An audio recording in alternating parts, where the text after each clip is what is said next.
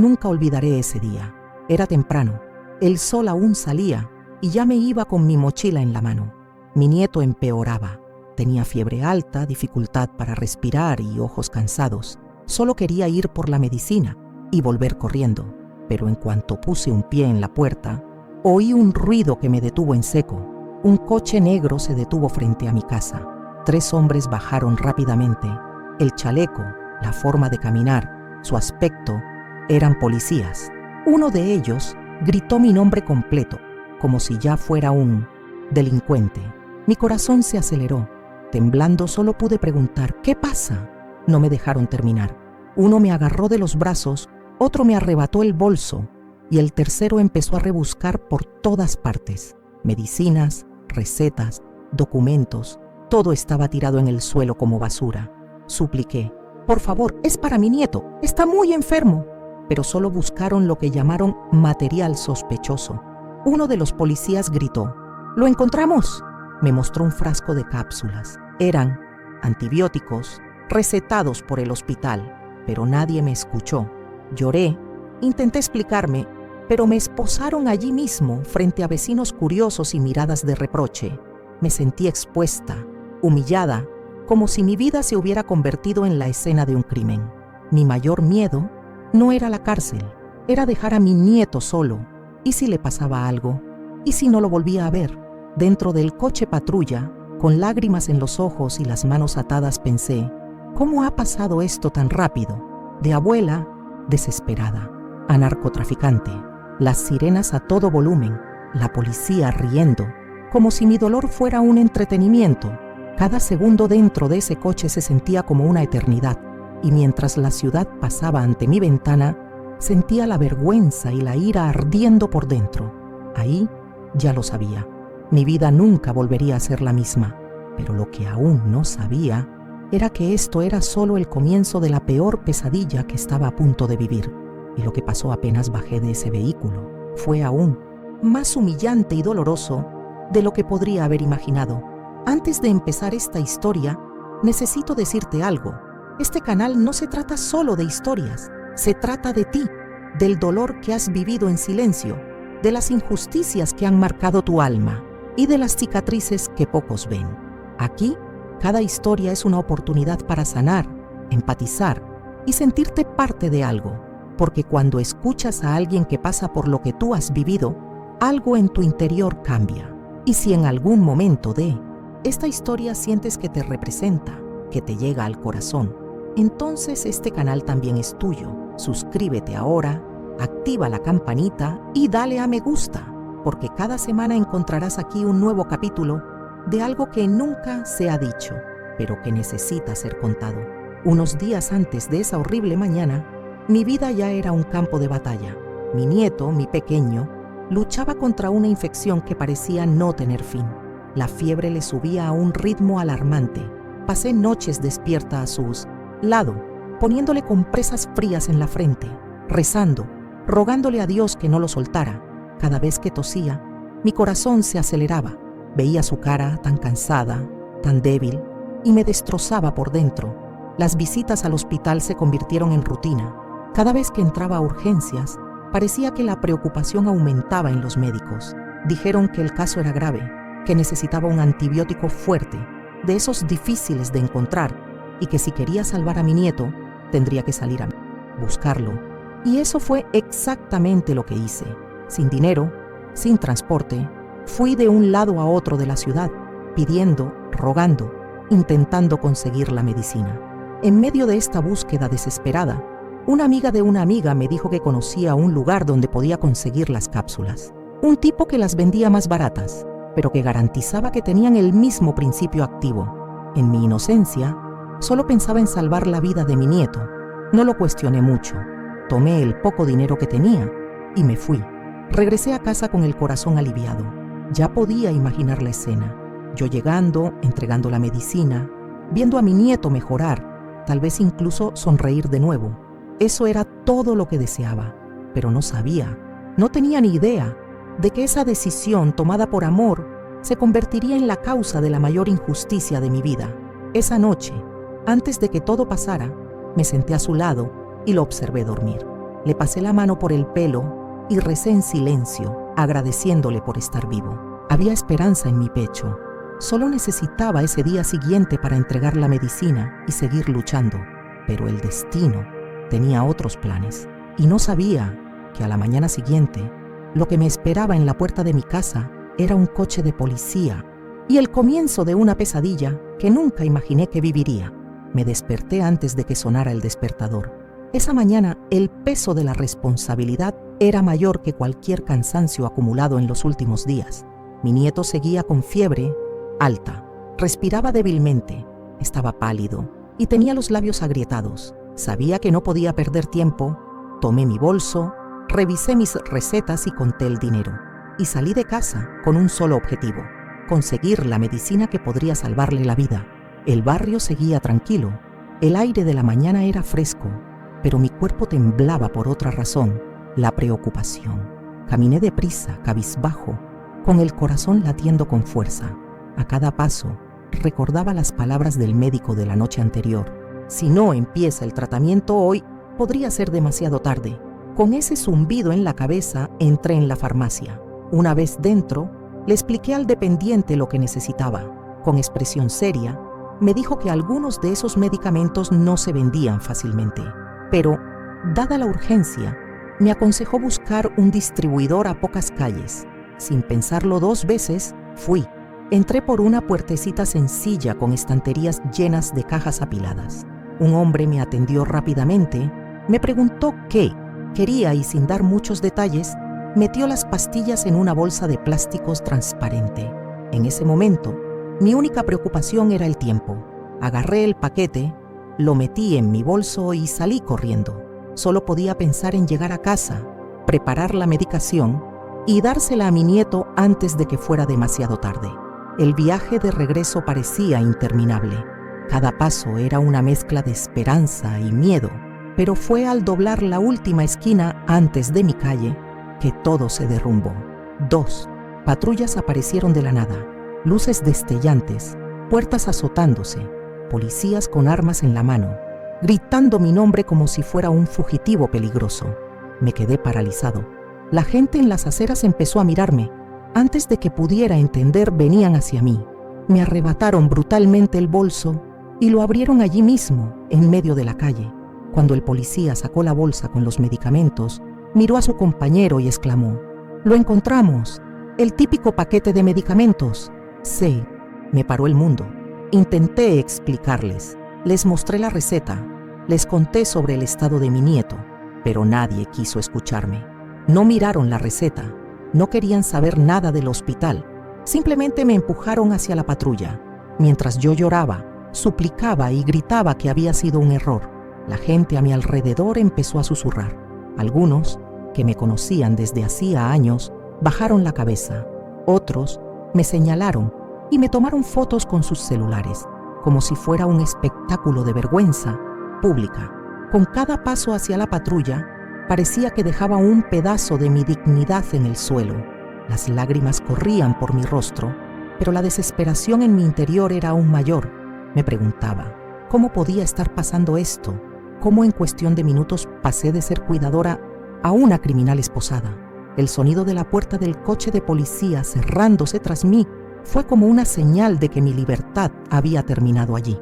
Y mientras el coche se alejaba, llevándose consigo la poca paz que me quedaba, no tenía ni idea de que lo que estaba por venir sería aún más humillante y mucho, mucho más doloroso, porque en cuanto entré en esa comisaría, comprendí que lo peor apenas comenzaba.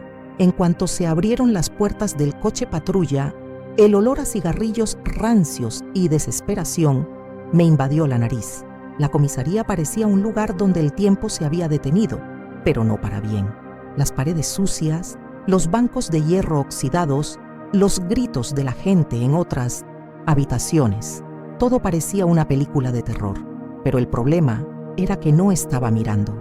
Yo era el protagonista de esa pesadilla.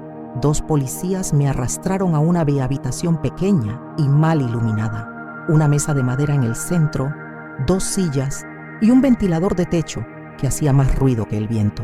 Me dijeron que me sentara, pero antes me quitaron los zapatos. Dijeron que era el procedimiento habitual. Ya estaba descalza, tenía las manos marcadas por las esposas, los ojos hinchados de tanto llorar y un dolor en el pecho que no podía controlar. Uno de los policías comenzó el interrogatorio con una frialdad que me heló el alma. ¿Su nombre completo?, preguntó sin siquiera mirarme. Respondí con voz temblorosa. Fecha de nacimiento, dirección. Lo respondí todo esperando que en cualquier momento alguien se diera cuenta de que había un error. Pero entonces llegó la primera acusación directa. Te pillaron portando sustancias ilegales. ¿Quieres confesar ya o no? ¿Vas a complicar las cosas? Me dio vueltas el mundo. Intenté explicarle de nuevo. Le conté lo del hospital, el estado de mi nieto. Le enseñé la receta que aún llevaba en el bolsillo de la blusa. Pero el policía simplemente tomó el papel, lo miró 2 segundos y lo tiró a un lado, como si no tuviera importancia.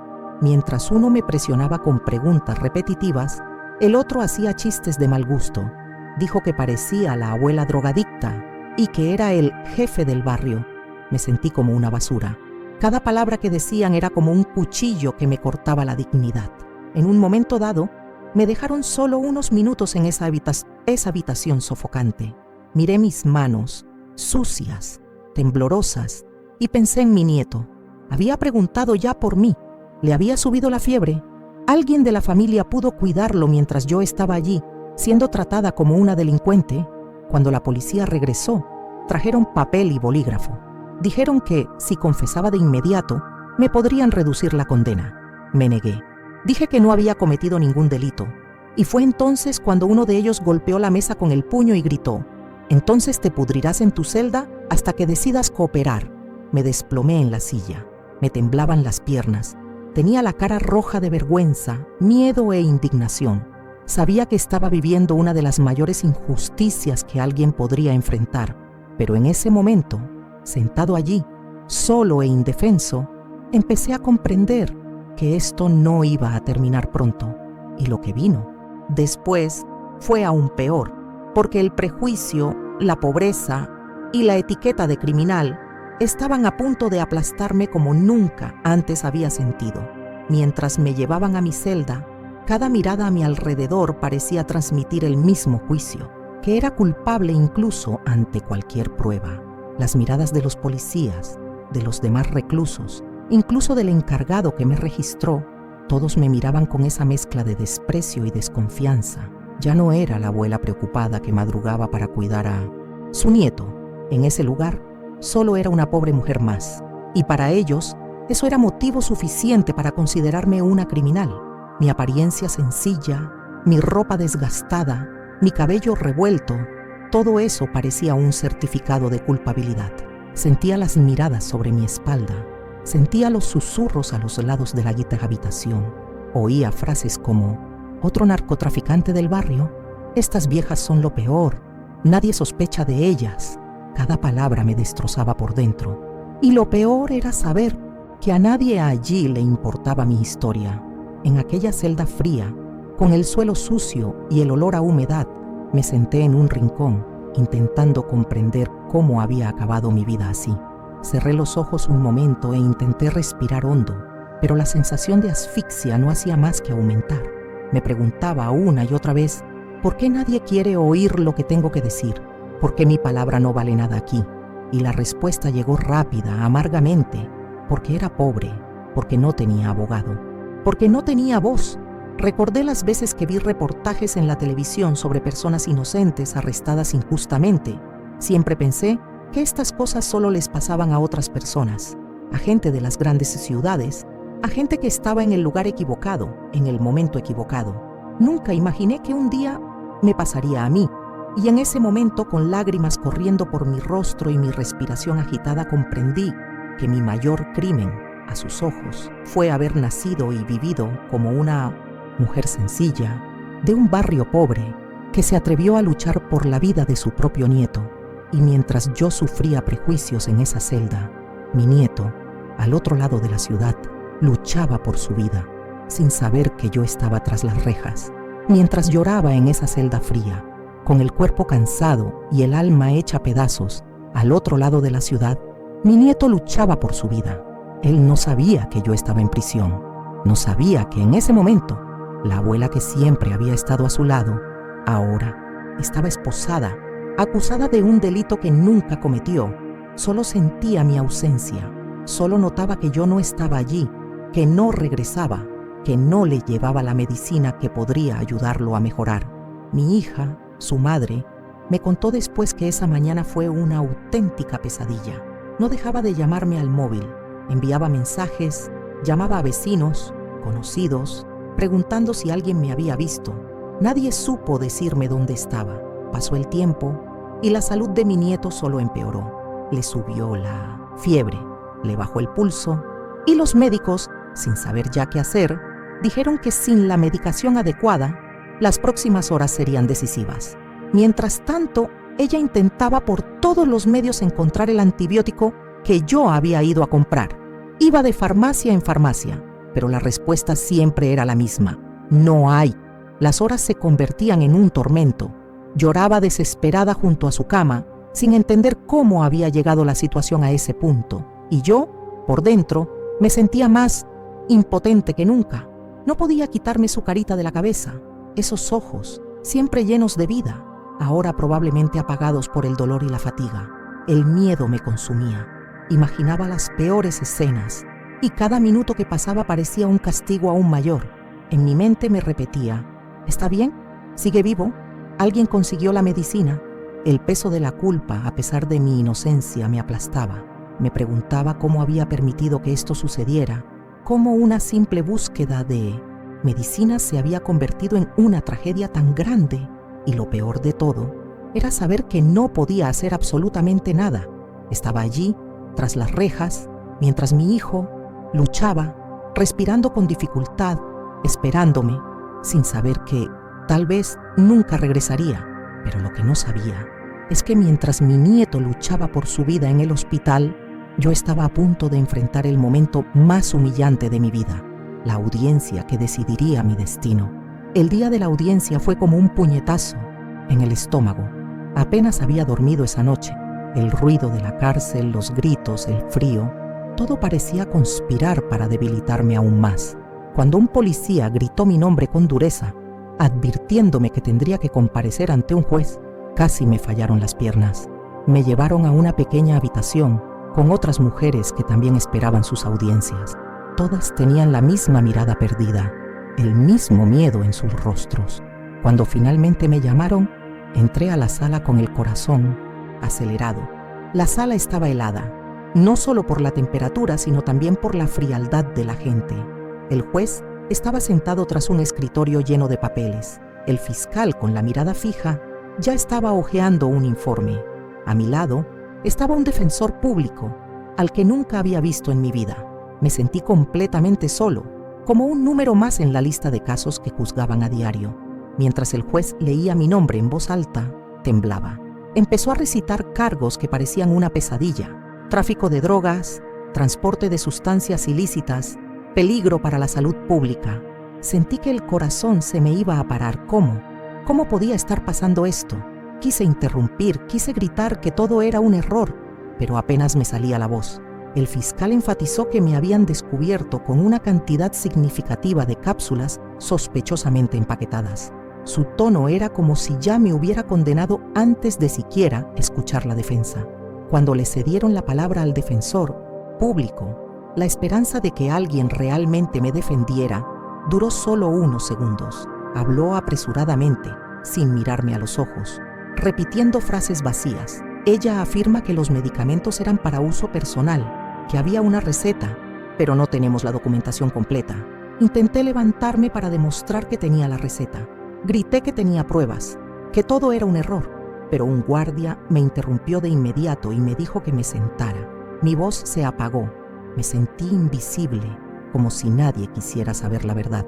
El juez, con el rostro cansado y un bolígrafo en la mano, dictó el veredicto provisional. Debido a las circunstancias y la gravedad de la acusación, el acusado permanecerá en prisión preventiva hasta la conclusión de las investigaciones. Esas palabras fueron como un martillazo en el pecho. Mi mundo se derrumbó. Mientras me llevaban de vuelta a la celda, mi cuerpo parecía no responder. Sentía las piernas débiles, un nudo en el estómago y la mente en mí descendía shock. Me preguntaba, ¿cuánto durará esto? ¿Podré salir de aquí a tiempo para salvar a mi nieto? ¿Está vivo? Cada paso de regreso a la celda se sentía más pesado que el anterior. Me faltaba la respiración. Me sentía cada vez más lejos de mi propia vida, como si ya fuera demasiado tarde para cambiarlo todo. Y lo que me esperaba en los días siguientes era aún más cruel, porque la prisión no tiene piedad de nadie, y mucho menos de una pobre e inocente abuela. Los primeros días en prisión fueron los más largos de mi vida. El tiempo parecía detenerse. Las horas transcurrían como si cada minuto fuera una eternidad sofocante. La celda era pequeña, sofocante y con un olor a humedad que se te pegaba a la piel, al pelo, al alma. El suelo sucio y frío contrastaba con el colchón delgado, viejo y manchado. La única ventana, si es que se le podía llamar ventana, era una reja oxidada que dejaba entrar solo un tímido rayo de luz que desaparecía antes del mediodía. Me sentaba en un rincón, abrazando mis rodillas, intentando protegerme no solo del frío, sino también del miedo. Era un instinto defensivo, como el de un niño que se esconde del mundo. Las paredes me oprimían. El silencio, cuando no lo rompían los gritos, era una tortura aún más cruel. Voces resonaban en la noche, voces de dolor, de rebeldía, de desesperación. Era imposible dormir sin oír a alguien llorar, suplicar, volverse loco. Las otras mujeres me miraron con recelo. Algunas se rieron. Mira, hasta la abuela está metida en el narcotráfico ahora. Otras simplemente me ignoraron, como si no existiera. No sabía cómo actuar. No entendía esas reglas no escritas. Era una mujer sencilla, una abuela que hacía pan de queso para sus nietos, que ayudaba a los vecinos, que cuidaba las plantas. Y ahora, ahí, me veían como una delincuente, una amenaza. Una noche, una de las reclusas se me acercó y tiró mi bandeja al suelo. Aquí no hay ancianas inocentes, dijo. Bajé la cabeza. Ni siquiera tuve fuerzas para responder. Todo dentro de mí estaba destrozado. No podía entender cómo me habían sacado de mi casa, de mi vida, y me habían metido en ese infierno. Era como si me hubieran borrado la identidad y en su lugar me pusieran una etiqueta que no me pertenecía. La comida era un reflejo del abandono. Servida en un recipiente de plástico amarillento por el tiempo, siempre despedía un olor agrio y un aspecto cuestionable. Un desastre incoloro, insípido e indigno. Muchas veces prefería pasar hambre. Veía a otros reclusos rebuscando en sus platos algo que pareciera carne y me preguntaba si era comida de verdad o un castigo disfrazado. Mi cuerpo se debilitaba. Los dolores aumentaban. Dolores de cabeza, de espalda, de articulaciones. El colchón era una broma pesada. ¿Dormir? Imposible. Todo el tiempo oía pasos, susurros, amenazas. El miedo a ser atacada me impedía cerrar los ojos. La tensión era constante. Siempre estaba alerta, como si en cualquier momento pudiera pasar algo y yo no estuviera preparada. Pero lo peor era pensar constantemente en mi nieto. Cada segundo era un tormento. ¿Seguiría vivo? ¿Alguien le habría traído su medicina? ¿Me llamaría? Me imaginaba su carita pálida y febril, mirando a su madre y preguntando, ¿dónde está la abuela? Esa imagen me destrozó por dentro. Me sentí inútil, incapaz y peor, culpable aunque no fuera culpa mía, como si de alguna manera le hubiera fallado. Lloraba todas las noches, en silencio, con la cara entre las manos, intentando no llamar la atención, pero era imposible contenerlo. El dolor necesitaba salir. Era un llanto contenido, ahogado, pero intenso. Cada lágrima cargaba con el peso de la injusticia, la impotencia, la desesperación. A veces me mordía la mano para no gritar, porque gritar allí era peligroso. Llamar la atención podía costarme caro, así que lloré por dentro, muriendo poco a poco. Hubo una noche en que pensé que mi corazón no aguantaría más. Empecé a sentir que me faltaba el aire, una opresión en el pecho, un calor extraño que me subía por el cuello. Quería gritar, quería suplicar, quería golpear los barrotes, pero no pude. Me quedé allí inmóvil, mientras todo daba vueltas. Pensé que iba a morir, pensé que era el fin, y por un segundo deseé que así fuera. porque ese dolor era insoportable. Y es en estos momentos que descubrimos lo que aún nos mantiene vivos. Y para mí fue el amor por mi nieto, la imagen de él abrazándome, llamándome abuela. Eso fue lo que me impulsó a seguir adelante. Aunque era débil, aunque estaba destrozada, no podía rendirme, porque si dejaba de luchar, él también estaría perdido. Y eso no podía aceptarlo. Un día de esos, una de las reclusas más antiguas se acercó, se sentó a mi lado y sin mirarme directamente me dijo: «Vi tu artículo en el periódico. Sé que no eres una delincuente. Así son las cosas aquí. Pero aguanta. Sigue con vida». Esa frase, dicha casi en un susurro, fue la primera gota de humanidad que recibí allí. No fue amistad, fue respeto. Y en un lugar donde todo te disminuye, volver a ser visto como humano es una bendición. Poco a poco, otros empezaron a tratarme con menos hostilidad. Uno compartió la manta rota. Otro me avisó cuando la comida estaba peor de lo habitual. Eran pequeños gestos, pero en ese contexto significaban mucho. Comprendí que incluso en el infierno todavía había gente intentando mantener viva su alma. Y fue allí, en el fondo del pozo, donde ya no veía salida, que algo empezó a cambiar. Un guardia pasó corriendo junto a la celda y le susurró a otro: «Es esa señora de la medicina, ¿verdad? Están manipulando su maletín». En ese momento, casi se me para el corazón. No fue una confirmación, pero fue una chispa, una señal, y fue precisamente cuando ya no tenía fuerzas que una noticia inesperada empezó a cambiar el curso de mi historia. Era un viernes por la mañana cuando todo empezó a cambiar. Estaba sentada en la misma esquina de siempre, abrazándome a mí misma, con los ojos hundidos de tanto llorar, cuando oí que llamaban mi nombre por el altavoz de la prisión. Mi corazón se aceleró. Durante días, cada vez que oía ese sonido, era por alguna mala razón, otro interrogatorio, otra humillación. Pero esa mañana había algo diferente en el tono de voz del oficial que me llamó. Hubo una pausa, un respiro, algo casi imperceptible, pero me dio la premonición de que algo estaba a punto de suceder. Me llevaron a una pequeña habitación con una mesa de madera, desgastada, 2 sillas de metal y una luz amarillenta que parpadeaba en el techo. Allí, sentado con una carpeta abollada en las manos, estaba un hombre que nunca había visto. Vestía un traje sencillo, parecía cansado, pero con una mirada que, por primera vez en días, parecía humana. No tenía la frialdad de un policía ni la arrogancia de un fiscal. Tenía una expresión tranquila, casi respetuosa. Se presentó como abogado voluntario, enviado por una ONG que se encargaba de casos de personas que habían sido encarceladas injustamente. Dijo que mi historia les había llegado a través de un reportaje local, escrito por un periodista indignado al enterarse de que una abuela había sido arrestada por medicación. Hablaba despacio, con firmeza, como si supiera que lo que hacía podía cambiar una vida. Apenas podía creerlo. Por primera vez alguien me escuchaba de verdad. Alguien estaba dispuesto a verme como un ser humano. Y más que eso, a creerme. Se lo conté todo, cada detalle, desde la desesperación que sentí por la fiebre de mi nieto hasta el momento en que me metieron en el coche patrulla como a una delincuente.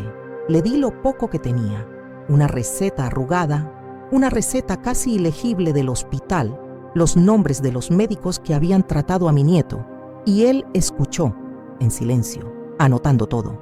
Me prometió que haría todo lo posible y, si fuera necesario, lo imposible, para demostrar mi inocencia. Regresé a mi celda con el corazón aún lleno de dudas. Quería creer, pero el miedo a que me engañaran de nuevo era mayor. Ya me habían quitado tanto. La esperanza era un lujo que ya no podía permitirme. Pero por primera vez desde que me arrestaron, dormí con un poco menos de angustia, como si una puerta estuviera entreabierta, esperando a que alguien la abriera de par en par. En los días siguientes, el abogado fue incansable. Logró contactar con el hospital y los médicos que le habían recetado los antibióticos. Solicitó informes médicos, exámenes adjuntos, historiales médicos y grabaciones de las consultas. Es más, obtuvo una declaración escrita del médico de turno que confirmaba que los medicamentos cumplían con la prescripción estándar y que yo nunca había mostrado un comportamiento sospechoso. Además, el periodista que lo había iniciado todo volvió a la palestra. Publicó un nuevo artículo, ahora destacado. Abuela es detenida injustamente por llevarle medicamentos a su nieto, en estado grave. La repercusión fue inmediata. Las redes sociales explotaron. Grupos de vecinos de mi barrio se movilizaron. Personas que antes me habían dado la espalda empezaron a alzar la voz. Un vecino que había filmado mi arresto sin saber lo que estaba sucediendo, compartió el video para denunciar el abuso. Recibimos comentarios de apoyo de todos lados. Incluso desconocidos empezaron a defenderme públicamente. La presión crecía y el sistema no podía ignorarla. Cuando el juez a cargo de mi caso recibió el nuevo expediente con todas las pruebas, no tuvo otra opción. Ordenó mi liberación inmediata, con derecho a retractación y reevaluación del proceso. Recuerdo exactamente el momento en que abrieron la celda. El guardia me miró a los ojos sin ironía y simplemente dijo: «Te vas a casa». Ni siquiera pude reaccionar. Me flaquearon las piernas. Sentí que el mundo me daba vueltas. Las demás mujeres me miraron con respeto. Algunas me aplaudieron. Otras sonrieron discretamente como diciendo: «Ganaste». Me acompañaron hasta la salida. Cada paso me parecía surrealista. La misma puerta que una vez me había encerrado como si fuera un peligro para la sociedad, ahora se abría para liberarme de nuevo al mundo. Y cuando mis pies tocaron la acera, lo primero que hice fue mirar al cielo. Un cielo gris y nublado, pero esa mañana parecía el más azul de todos. Respiré hondo y di gracias. Di gracias por estar vivo. Di gracias por haber resistido. Di gracias por no haber perdido la fe, incluso cuando todo parecía perdido. De camino a casa, los recuerdos me inundaron. La sirena del coche de policía, los gritos, la celda fría, las miradas de desprecio y ahora la libertad. Todavía dolía, todavía sangraba por dentro, pero había algo nuevo, una fuerza que ni siquiera sabía que tenía, una fuerza que nace de quienes han tocado fondo y han logrado volver a levantarse. Llegar a casa fue otro shock. La misma puerta que había dejado esposada ahora se abría para recibirme como a alguien que había sobrevivido. Mis vecinos me esperaban. Algunos se disculparon, otros simplemente me abrazaron, pero no le guardé rencor, porque en ese momento lo único que quería era ver a mi nieto, sentir su piel, su olor, su voz, ver con mis propios ojos que estaba bien, y cuando corrió hacia mí, abrazándome con esa fuerza que solo el amor puro tiene, lo entendí. Todo había valido la pena, todo el dolor, toda la humillación, todo el miedo, porque ahí, en ese abrazo, estaba el significado de mi lucha. Y aunque el mundo me hubiera condenado injustamente, ese abrazo fue mi veredicto. Nunca estuve sola. Y ahora, más que nunca sabía que la justicia, aunque fuera tardía, aún podía hacerse. Cuando finalmente salí de esa prisión, el aire se sentía más ligero, pero dentro de mí, el peso seguía siendo enorme. El camino de regreso a casa fue una mezcla de alivio y miedo. Miedo de cómo me mirarían, miedo de encontrarme con mi nieto, miedo de revivir todo aquello con solo recordarlo. Pero al llegar a casa, lo primero que vi fue a él, tumbado en la cama, con esa carita frágil y sus ojos buscándome. En cuanto me vio, intentó sonreír, aunque su cuerpo estaba débil. Abrió los brazos, corrí hacia él y lo abracé con todas mis fuerzas, como si quisiera protegerlo de todo el mal del mundo. Fue un abrazo largo, lleno de lágrimas, lleno de amor y un dolor que solo una abuela que ha pasado por lo que yo he pasado puede comprender. Mi hija me contó todo lo que pasó durante los días que estuve en prisión. Dijo que su estado de salud fluctuó varias veces, que temió lo peor, pero que un vecino, con la ayuda de otros, logró conseguir la medicina por la que tanto había luchado. Mientras hablaba, apenas podía oírla. Solo me vino a la mente una pregunta: ¿por qué yo? ¿Por qué yo? Durante las siguientes semanas, mi vida empezó a retomar su curso poco a poco, pero yo nunca volví a ser la misma. Caminar por las calles de mi barrio era difícil. La gente me miraba de forma diferente, algunos con lástima, otros con miradas de reproche. Sentía como si llevara una marca invisible, una cicatriz que nadie podía ver, pero que sangraba por dentro cada día. Pasé noches enteras despierta, recordando cada detalle, cada palabra dura, cada mirada de desprecio, cada momento en que me trataron como basura. El sistema que se suponía debía protegerme casi me destruyó. Me pregunté muchísimas veces, ¿cuántas otras mujeres están pasando por esto ahora mismo? ¿Cuántas madres, cuántas abuelas sufren injusticias como la mía y nadie las escucha? Pero por otro lado, también aprendí que necesitamos hablar, necesitamos contar, porque historias como la mía no se pueden olvidar, no se pueden silenciar. Si sobreviví a todo esto, es porque mi voz aún tiene un propósito. Y si me escuchas hoy, es porque esta historia necesitaba llegar a ti. Si hay algo que quiero que aprendas de esta historia, es que nadie merece ser juzgado por su apariencia, su cuenta bancaria, ni por dónde vive. Toda vida tiene valor, toda abuela tiene una historia, y toda injusticia algún día necesita ser reparada. Si me has escuchado hasta aquí, es porque de alguna manera esta historia te conmovió. Por eso te pido de corazón que te suscribas al canal Relatos da Bobo. Aquí damos voz a quienes la sociedad intenta silenciar. Aquí cada historia es un clamor por la justicia. Y si quieres seguir escuchando historias reales, conmovedoras y a menudo repugnantes como la mía, suscríbete ahora y únete a este grupo de personas que creen que cada historia merece ser contada, porque al final del día, lo que nos mantiene en marcha es saber que, incluso en el peor dolor, todavía hay alguien dispuesto a escuchar